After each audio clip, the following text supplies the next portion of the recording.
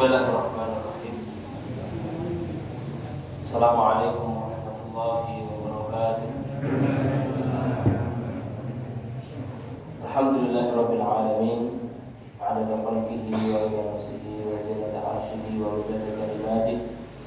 Asyhadu an la ilaha illallah wahdahu la syarika lahu wa asyhadu anna Muhammadan abduhu wa rasuluhu la nabiyya ba'dahu. Subhanaka la ilma lana illa ma 'allamtana innaka antal 'alimul hakim. Allahumma anfa'na bima 'allamtana wa 'allimna ma yanfa'una ya rabbal alamin. Jemaah dirahmati Allah Subhanahu wa taala. Pertama-tama mari kita panjatkan syukur kita kepada Allah Subhanahu wa taala. Di mana pada malam yang hujan deras seperti ini, alhamdulillah kita masih diberikan kekuatan oleh Allah Subhanahu wa taala untuk datang ke masjid.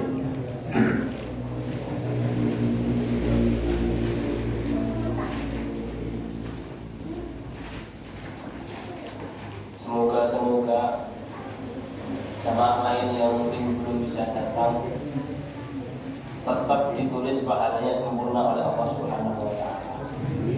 Dan ini termasuk mulianya Islam, termasuk dahsyatnya agama Islam.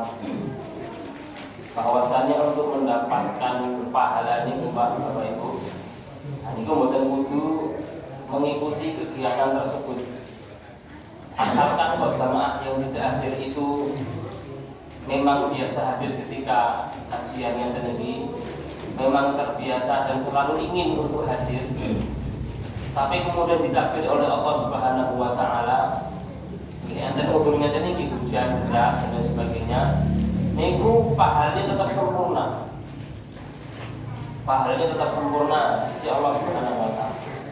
Yang sebuah hadis disebutkan, inna bil madinati aqwaman masirtum masiratan aw qata'tum wadiyan illa syarafukum fil ajri.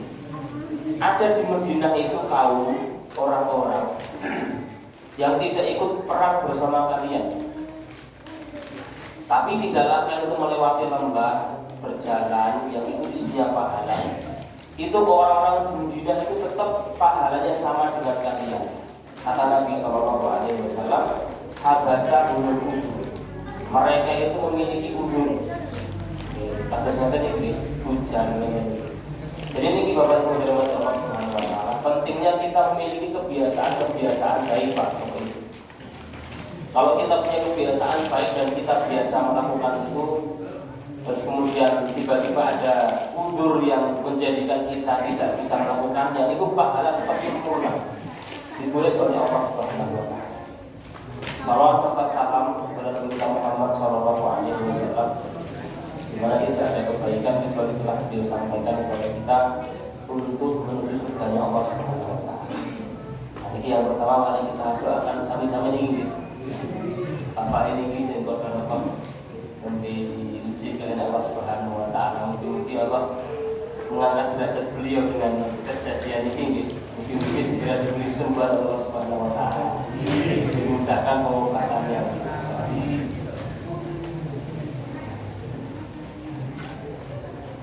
Baik.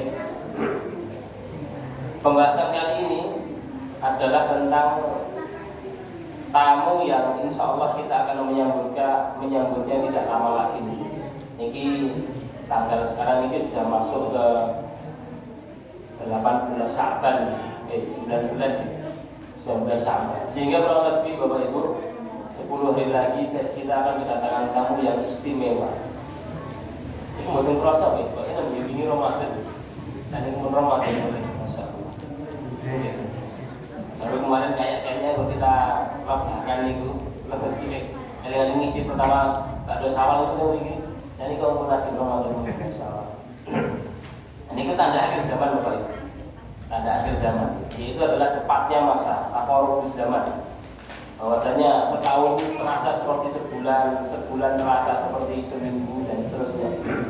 Memang telah termaktub tuliskan dari Nabi Sallallahu Alaihi Wasallam. Yang mana kita pada hari ini berdoa untuk dirahmati Allah Subhanahu Wa Taala, semoga kita sama Allah diberi lagi kesempatan untuk merasakan Ramadan di tahun ini. Pas Ramadan kita dalam keadaan sehat, keadaan mampu untuk beribadah, keadaan mudah dalam beribadah. Karena Ramadan itu ibarat sesuatu itu adalah emas yang sangat berharga.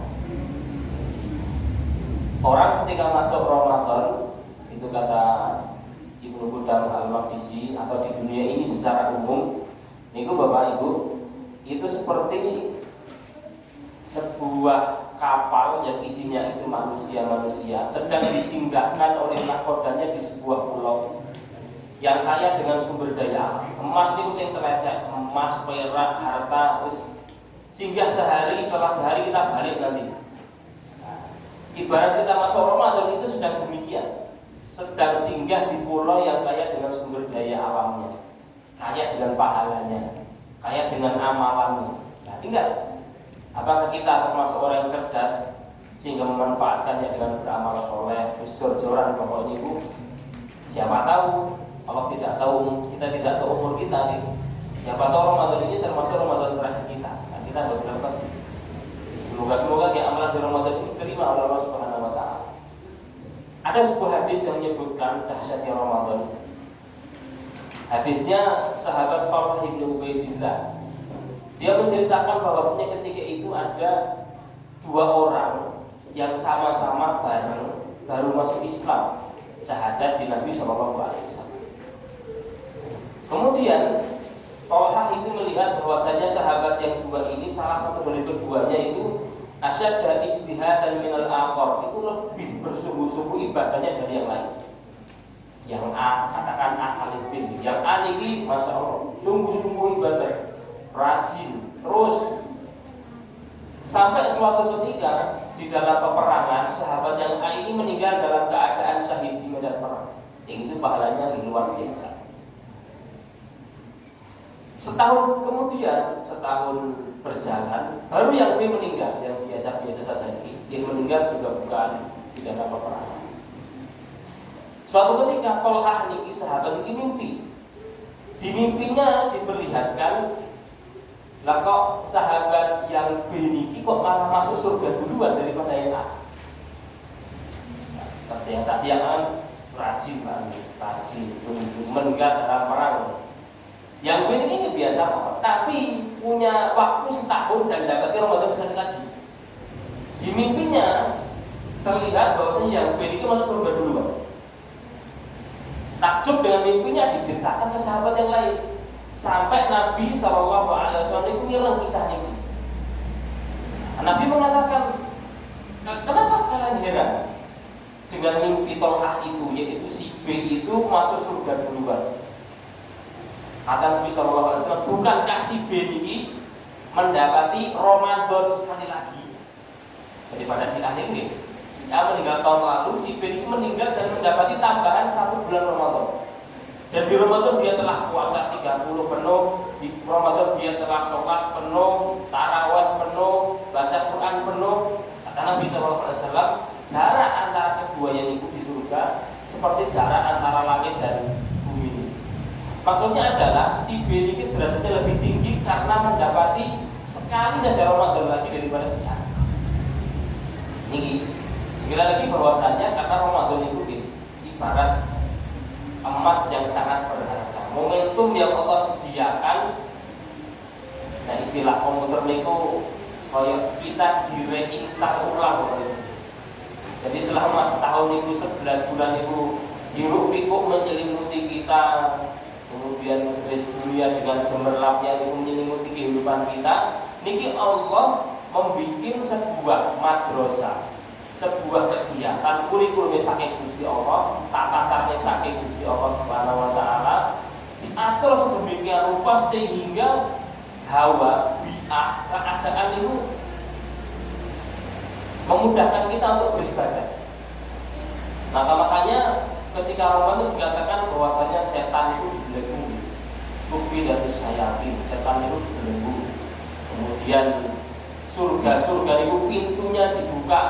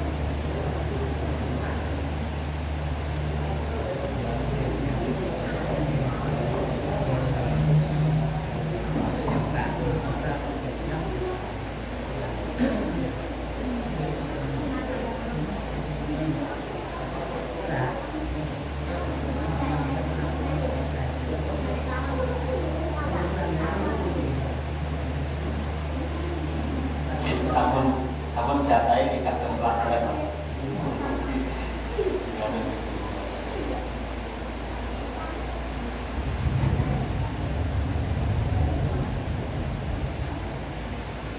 Baik, kita lanjutkan. Maka Bapak Ibu dirahmati Allah Subhanahu wa taala, mungkin kita akan membahas sedikit tentang fadilah-fadilah keutamaan Ramadan, puasanya, qiyamul lailnya, supaya kita lebih semangat lagi untuk melaksanakan ibadah di Ramadan kali ini. Pertama, bahwasanya bulan Ramadan itu adalah bulan ampunan, yang mana Allah Subhanahu wa taala betul-betul menurunkan ampunannya secara sempurna di bulan itu. Di hadis disebutkan man shoma ramadhana imanan wa ihtisaban ghufira lahu ma taqaddama min dhanbihi. Jadi saya berdoa orang yang puasa ketika Ramadan dengan penuh keimanan dan mengharap pahala. Kalimat keimanan itu apa? Oke. Ketika Ramadan itu nek jenengan puasa, kita semua puasa, jangan sekedar puasa karena yang lain juga puasa. Kalimat imanan itu artinya adalah ketika puasa itu kita rasa betul-betul oh ini kewajiban dari Gusti Allah. Ini Allah mewajibkan, Nabi yang ngajarkan. Maka saya puasa ini atas keyakinan karena ini kewajiban dari Allah, saya hamba, maka saya harus mentaatinya. Itu makna imanan. Yang puasanya itu adalah penuh dengan keimanan, keimanan atas kewajibannya. Benten ini perkara hati, loto atine benten nggih, pahalane nggih benten. Yang satu puasa mergo liyane puasa isin dari puasa itu, yang satu penuh dengan keimanan, diyakini keimanan, buah isaban dan mengharap pahala dari Allah Subhanahu wa taala. Artinya itu ikhlas. Puasanya dengan penuh harapan bahwasanya Allah Subhanahu wa taala akan mengampuninya dengan puasa tersebut. Seperti itu niku. Ghufira lahu ma taqaddama min dhanbihi. Ini dosa kita semua nih Pak yang telah berlalu diampuni sama Allah Subhanahu wa taala. Napa melih mangkin kita mendapati Lailatul Qadar kuwi tambah dahsyat. Apalagi nanti kita mendapati melewati Lailatul Qadar dengan ibadah. Maka di sebelum terakhir nih Pak, ada satu malam yang satu malam itu lebih baik daripada 1000 bulan. 1000 bulan itu di tahun ini itu kurang lebih 84 tahun atau 83 tahun lebih 5 bulan. Seumuran kita hidup. Yang mana Allah mengatakan bahkan kita mendapati malam itu dengan ibadah, terus kita berdoa, Allahumma innaka afuwwun tuhibbul afwa fa'fu anni. Ya Allah, Allahumma aku ngampun, ampunlah dosa-dosaku dan seterusnya itu nggak cuma dosa kecil saja yang dihapus, tapi bisa jadi dosa besarnya itu ikut bersih. Makanya Rasulullah itu menunjukkan bahwasanya rohima anku abdin, sungguh saya sangat merugi seorang hamba itu yang melewati Ramadan tapi dosanya belum diampuni. Nah ini kok itu tidak merasakan, meresapi bahwa Ramadan itu emas, bahwa Ramadan itu bulan penuh dengan ampunan. Ini saya. Kalau seandainya Bapak Ibu dan Bapak kita itu kalau dalam perkara dunia ada bonus ngoten nggih, ada sesuatu yang menggiurkan itu lomba yang demikian, dan ini waktunya lomba yang betul-betul lomba ini. Pas Ramadan itu lomba yang betul-betul lomba. Dengan apapun itu, kita mudahnya misalnya sedekah Ramadan mungkin sedekah ini ditambah. Kita mudah ini sholat di rakaatnya mungkin ketika Ramadan ditambah. Kita mudah ini misalnya baca Quran, ketika Ramadan mungkin baca Quran ditambah. Angel sedaya pun ketika Ramadan dosane disuda, tenan iki. Leren iki ditahan dulu berbuat dosa. Mungkin di Ramadan nggih lanjut amal soleh Pak. Sehingga betul-betul momentumnya itu momentum yang didambakan oleh Allah Subhanahu wa taala. Itu bahwasanya Ramadan itu adalah bulan penuh dengan ampunannya Allah. Istimewanya lagi bahwasanya puasa itu satu-satunya ibadah yang balasannya langsung dari Allah Subhanahu wa taala. Saking istimewanya. Semua pahala kan yang balas Allah. Hakikatnya demikian. Tapi di hadis disebutkan, kata Nabi di hadis qudsi niku hadis Bukhari Muslim, Rasulullah menyebutkan kullu amali ibni Adam lahu illa siyam. Seluruh amalan anak Adam itu ke dia, kecuali puasa. Seluruh amalan anak Adam itu ke dia sendiri kembali. Kecuali puasa, fa innahu li, puasa itu milikku. Ini kalau seandainya diuraikan, bahwasanya sebenarnya kalau kita sholat, kalau kita zakat, haji, seluruh ibadah niku kembali ke diri kita sendiri. In ahsantum li anfusikum. Kalau kita baik Bapak Ibu, maka sebelum itu ke orang lain, maka sebenarnya kita sedang memberikan kebaikan ke diri kita sendiri. Baik itu di dunia ataupun nanti pasti insya Allah di surganya Allah Subhanahu wa taala. Kecuali kata Allah puasa. Puasa itu hanya milikku kata Allah. Ini kembali ke masa lampau ini Pak. Satu-satunya ibadah yang itu tidak diperdekatkan raja-raja dulu hanya puasa. Maksudnya orang dulu itu raja-rajanya kadang cari perhatian dengan duit, dengan ngasih uang. Yang ikut Islam sedekah ini. Nyari perhatian dengan sujud, sujud-sujud ke raja-raja yang lalu itu. Karena menyembah mereka mungkin itu dilarang Islam. Tidak ada pendekatan ke raja dahulu dengan menahan lapar dari pembuatan yang kok ada pendekatan ke raja-raja mereka dengan tidak makan, tidak minum, itu pembuatan yang tidak ada. Makanya sampai Allah mengatakan fa innahu li. Cara seperti itu, yaitu tidak makan, tidak minum, itu hanya cara mendekatnya hamba ke aku saja. Ketika Nabi mengatakan mungkin sana ya tadi kalau alam punya kuasa tertentu agar dapat ilmu hitam maupun itu kalau alam mungkin yang tertentu. Jadi bukan yang makanya Allah sempat mengatakan fa innahu li, puasa itu adalah milik. Karena puasa juga Pak, mboten saged ketinggal riya. Nek mboten dicaki. Nek ibadah salat kan kelihatan lagi. Kelihatan buat hobi pun itu sedekah nggih. Kelihatan zakat, haji bapak mulai kelihatan. Nek puasa enggak. Kita enggak tahu bulan apakah puasa, bulan enggak puasa, enggak ada yang tahu. Kecuali dia ngomong, aku puasa. Maka kalau seandainya sudah tidak kelihatan secara fisik, kita juga perlu nata hati kita agar kita juga tidak merasa riya, agar tetap terjaga ini hanya untuk milik Allah Subhanahu wa taala. Maka yang mengatakan Pak Inabuli, puasa itu adalah milikku wa ana ajibihi, dan saya langsung yang mengganjar pahala puasa. Ibaratnya yang perusahaan itu bos, saya langsung yang turun tangan gaji. Si bulan yang punya amalan istimewa. Jadi puasa ini istimewa. Jadi bahwasanya dengan itu, dengan puasa itu derajat hamba otomatis terangkat. Derajat seorang hamba otomatis terangkat dengan dia menahan lapar dahaga karena Allah Subhanahu wa taala. Maka definisinya itu Pak, definisi puasa itu adalah tidak makan, tidak minum, menahan lapar dahaga atau menahan dari pembatal-pembatal puasa dari mulai terbitnya fajar shodiq sampai tenggelamnya matahari. Ditambah ini Pak, dengan mendekat kepada Allah Subhanahu wa taala. Kalau nggak ada niatan mendekat, saatnya puasa yang dapat ibadah. Diet ini menjadi lagi.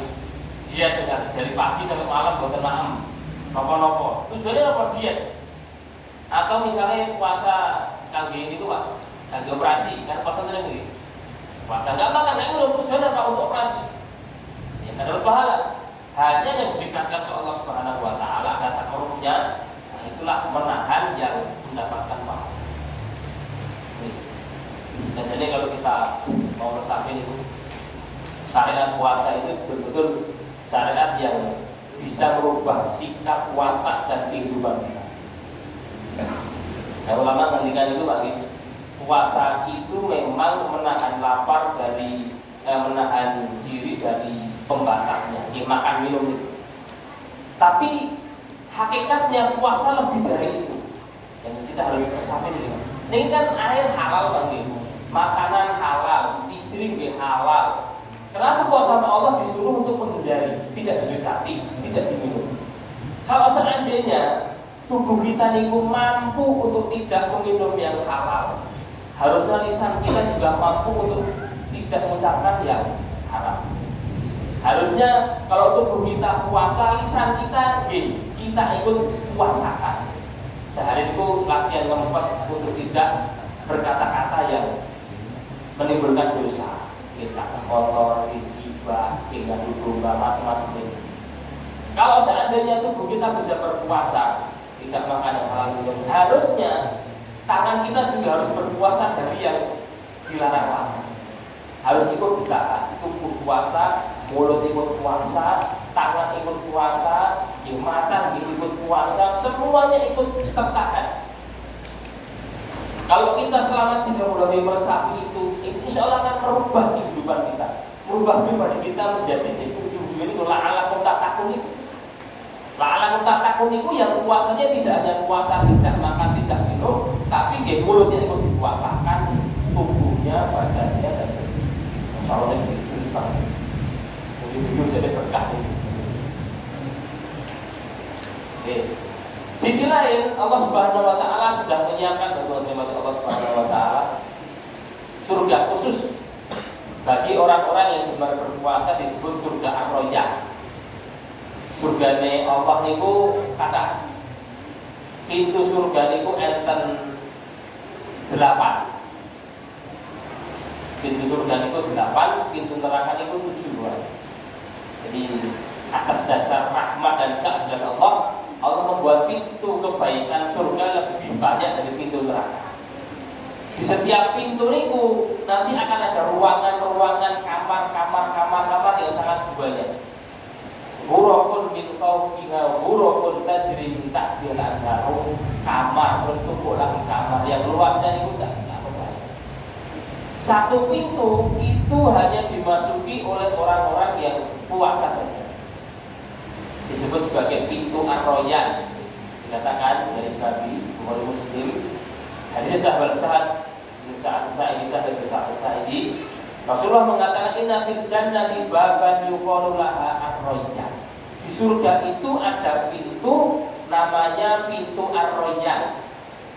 Yang dulu minhu shaibuna yaumal qiyamah, yang masuk ke dalamnya hanya orang-orang yang gemar berpuasa. Ada pintu sedekah, ada pintu puasa, ada pintu jihad, ada pintu ilmu, macam-macam. 8 pintu itu tergantung amalan kita masing-masing. Karena Allah tahu bahwa ibu dari Allah, kita itu enten sing gampang poso angel sedekah, betul nggih?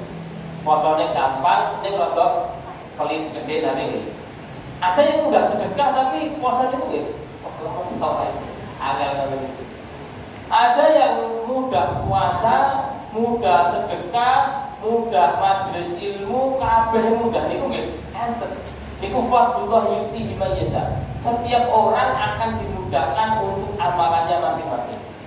Nah, kita ini Bapak Ibu yang dimudahkan untuk satu amalan, aku gampang sedekah, itu di istiqomah. Akan nanti menjadi senjata pamungkas kita, kebanggaan kita di hadapan Allah Subhanahu Wa Taala. Karena kita nggak ada seperti Rasulullah, Bapak Ibu.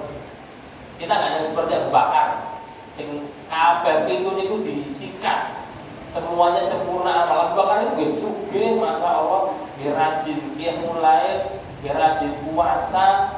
Pemimpin perang, selalu nolong orang, masya Allah, sempurna. Makanya Nabi mengatakan, saya berharap kamu Abu Bakar masuk ke seluruh pintu-pintu. Ini enten, hamba Allah sing nonton itu enten. Semua pintu dia memilikinya. Tapi kita yang tidak punya semua pintu itu, kita hanya mudah di satu amal soleh. Katakan mudah berbakti ke orang rumah itu di istiqomah. Katakan mudah untuk dekat dengan Quran, ngaji itu di istiqomah. Katakan mudah untuk sedekah, semuanya kita lihat masing-masing. Ini salah satunya adalah pintu bagi mereka yang puasa, namanya adalah Ar-Royah. Ini kok pakai otomatis. Dipanggil niku otomatis mboten enten pengakuan nggih Pak. Ning hari kiamat sakniki enten nggih, do ngaku-ngaku niku nggih. Aku saleh, aku ra saleh ngoten. Saya ahli puasa di dunia. Mungkin otomatis akan tergiring dengan amalnya. Di hari itu yauma tashhadu alaihim alsinatuhum wa aydihim wa arjuluhum bima kanu ya'malun. Hari itu yang bersaksi hanyalah tangan, hanyalah kaki, hanyalah lidah. Dirinya tidak mampu mengontrol dirinya. Itu otomatis giring sendiri amalannya ke pintu-pintu yang Allah sediakan. Ini menunjukkan bahwasanya puasa spesial di hadapan Allah Subhanahu wa taala. Ditambah lagi di hadis disebutkan bahwasannya bau mulut orang yang berpuasa niku senajan nggih rada mabuk nggih. Nah, itu di hari kiamat nanti akan lebih harum daripada kasturi. Disebutkan di hadis niku laqalu kufamisoim, bahwasannya bau mulut orang yang berpuasa karena tidak mengunyah, tidak makan sehingga bau mulutnya berubah. Niku mungkin di hari kiamat akan lebih harum daripada kasturi. Padahal di dunia niku nggih mambuatan niku nggih. Tapi di hadapan Allah kelak di hari kiamat karena dia rela membuat mulutnya bau untuk tidak makan, tidak minum karena Allah, ini garis bawah ini. Karena Allah diganti Allah lebih indah, lebih besar pahalanya daripada harumnya kasturi. Tapi nggih ngoten niku nggih. Bukan berarti secara pikir itu kan biasanya tepaknya itu. Ya puasa angsal mboten napa sikatan gigi. Gosok gigi apa boleh orang berpuasa di angsal wae. Boleh-boleh saja.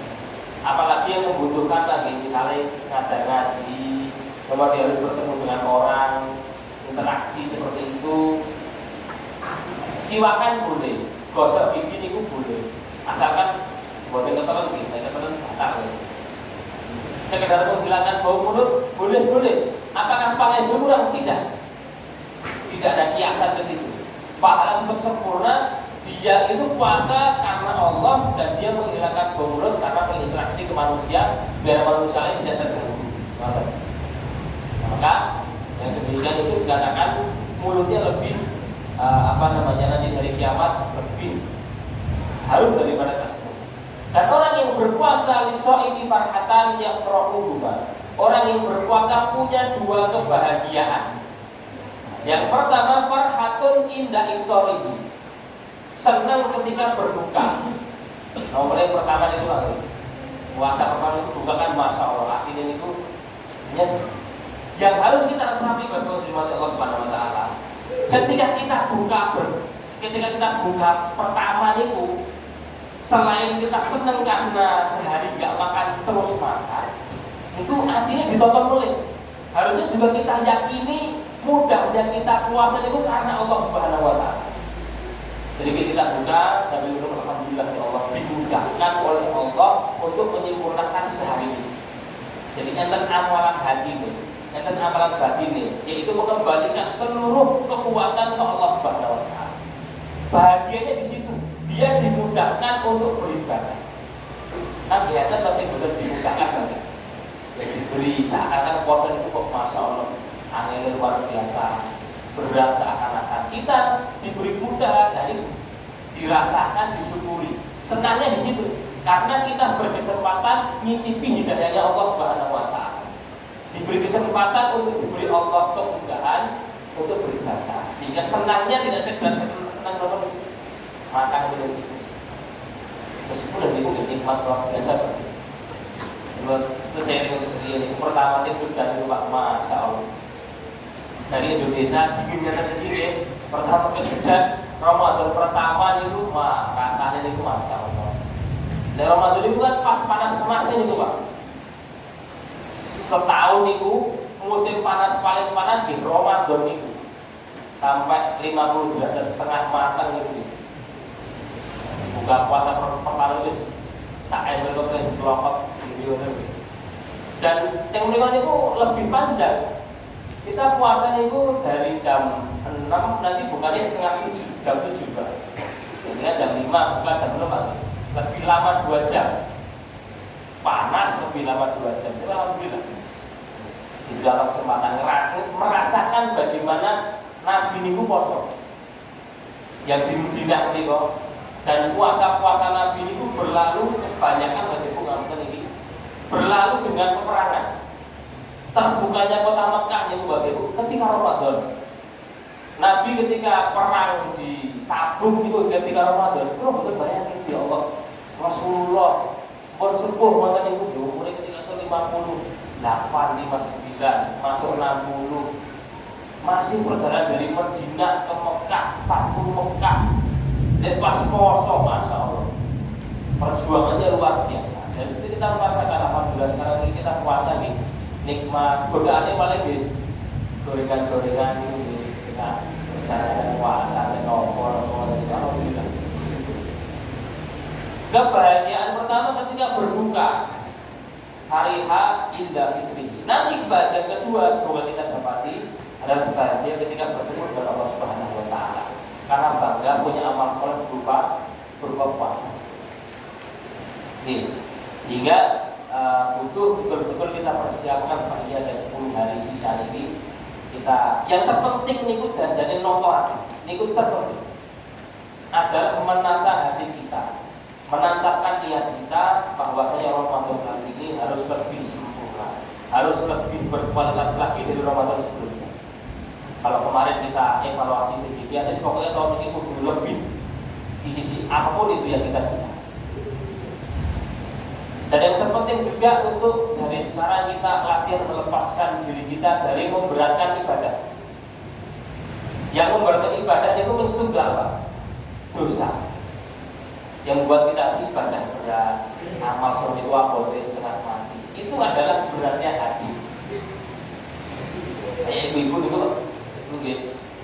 Jeng-jeng niku Bu, persiapan anak sekolah, kemudian ribet, ngoten itu masak, tiba-tiba suami datang dengan yang enggak mengenakan. Itu rasanya pripun Bu? Wah, awalnya pengen nguri-nguri ngoten nggih. Sabar Bu, betul sakit gitu. Terus bengok, masyaallah. Janjane awake kuat. Tapi gara-gara hati niku pun rodok rusak, pun kemasukan yang membuat kita amarahnya naik. Itu awake nggih rasane pegel kabeh. Begitu juga dalam ibadah. Allah ngendikan kalla bal rana ala qulubihim ma kanu yaksubun. Sekali-kali tidak. Tapi hati mereka itu ketika sudah rusak, maka kemudian menjadi ron. Ron itu rusak, hitam, gara-gara amalan mereka sendiri. Sehingga ibadah itu rasanya masya Allah berat. Mau tilawah itu abote masya Allah. Mau ke masjid tarawih berdiri itu kok masya Allah abote. Karena kita saksikan Pak itu masya Allah. Yang sudah itu biasanya ini alhamdulillah yang kita itu memang five fitness hawa di Ramadan itu kan itu kalian yang bisa ini. Alhamdulillah itu deh tarawih itu masjid-masjid minimal 1 juz deh lama-lama. Mungkin 10 akhir niku qiyamul lail niku Pak. Niku 3 juz niku. 3 juz niku lho Pak. Lha sing makmumnya lho kados dengan jenengan niki. Sopo-sopo kados terus yo apa kalau mboten kuat padahal. Ah, mboten itu ke jam setunggal nganti subuh niku. Masya Allah. Kok itu kuat Bapak itu? Ya, karena mereka memang sudah melewati fasenya membersihkan. Dan kemudian sudah damai dengan diri sendiri, sehingga ke Allahnya niku gampang. Dan kita kasih udah promon, lihat pas tarawih ngoten niku sing tadi jam 3 Pak. Saya rada mungkin lah, keri-keri ngoten itu. Sisa 1 juz baru itu. Dan itu kan awal 3 juz itu masya Allah gitu. Kuat itu. Yang sepuh-sepuh itu kita sebut belasan karena itu, karena sudah terbiasa kemudian berdirinya sholat enten iki buatan ngangge fisik. Berdirinya ngangge hati nih. Sing dirasane ku ayam terempung enak ngono. Sehingga capek ini wis mboten kroso. Tarawih sejus niku nggih.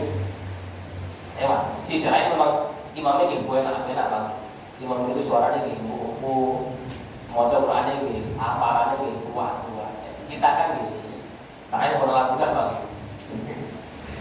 Yang penting terawih istiqomah itu pun mungkin ketampi itu dimau ya Allah Subhanahu wa taala.